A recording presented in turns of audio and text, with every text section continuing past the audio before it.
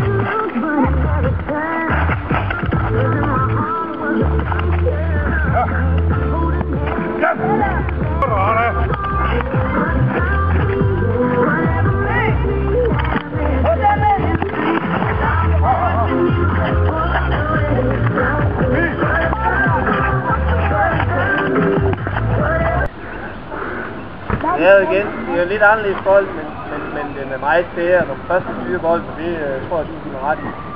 Er den ikke lækker? Hvad er det til legetøj? Ja.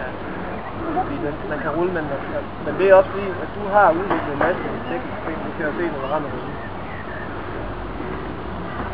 Det handler om, det er simpelthen at spille. Og når man så kan det med bold, så kan man få en bold, som man bliver. Det er hernede, det foregår.